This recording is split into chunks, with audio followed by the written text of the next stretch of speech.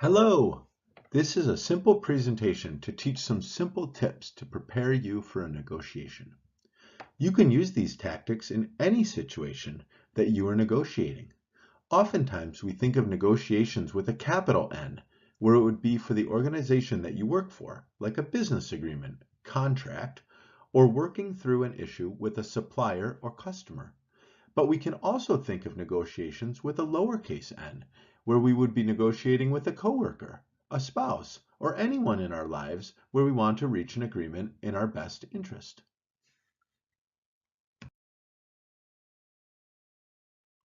Preparation is critical to getting the most out of a negotiation. Just knowing what you want to get out of the situation will provide you with information so that you can do a better job in the future. As with any situation, practicing will allow you to hone your skills and get better. For many of us, we don't even realize that we are in a negotiation until we are neck deep into it. Therefore, thinking ahead and planning will provide you with great insight to see the situations before they arise and have a better plan in the future. The easiest way to prepare for a negotiation is to fill out a standard form every time. This will allow you to place structure around an event that might seem uncontrollable. As mentioned before, thinking through the event will help you form a strategy. In order to fill out the form, however, you will have to be familiar with certain terms that are used when discussing negotiation strategy. The form was sent to you as a link in the email that you received this video in. There is also a link on the last slide to the form. We have developed a Google form that walks you through the steps and provided a form that you can fill out in Word. However you choose to do it is fine. Just remember to do it, as it is very helpful. Issues are your negotiating points. What are you trying to get out of the negotiation? What is your counterpart trying to get? Making sure that you succinctly lay out these issues so you know what you are negotiating over will allow you to develop a plan that helps you achieve your objectives. One might argue that if you don't know what your issues are, why are you negotiating at all? Your BATNA is your best alternative to a negotiated agreement. This is what you are left with if you fail to make a deal with your counterpart. Please note that this is not a static item. It can change, and it will change during the negotiation. Understanding this item can be a great source of power for either side. Oftentimes, you can work to improve your BATNA during the course of a negotiation. So make sure that you know what it is. Your reservation price is the lowest amount that you are willing to take in an agreement.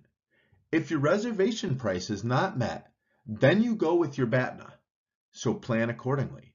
However, this is not the price that you want to agree to. You should set a target price and an aspiration price and focus on those in the negotiation. Research has shown that if we focus on the reservation price, we are more likely to only get the reserve, as opposed to the higher target or aspiration price. Your sources of power are exactly that. They are what you deem are important to the other side. Always remember that you might think you have a certain source of power, and it might not be true. Think through your sources of power and wield them carefully.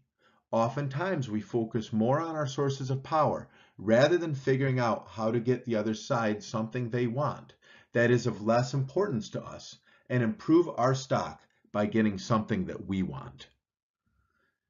Remember to think through all of these elements, not only for yourself, but also for your counterpart.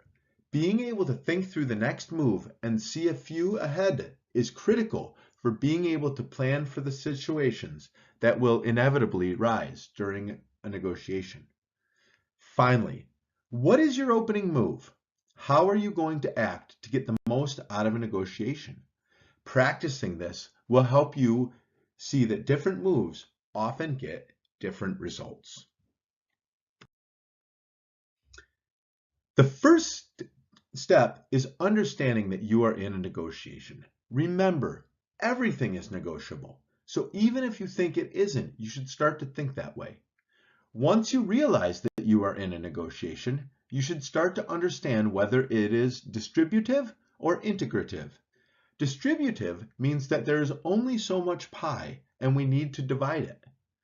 This is often the case in business, or so it may seem, but often if we think through the situation, it becomes more integrative. Can the price come down a bit if we provide some more lead time? Could we get it sooner if we provided better terms? The trick to making something integrative is to listen and figure out what your counterpart's issues truly are. Oftentimes, things that matter greatly to them are not as important to you. However, you don't want to give them away for free.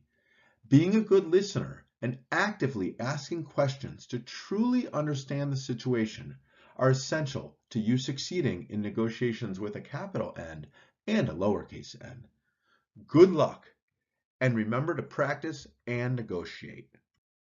Here are the links for the forms that you can download to help you plan for your next negotiation.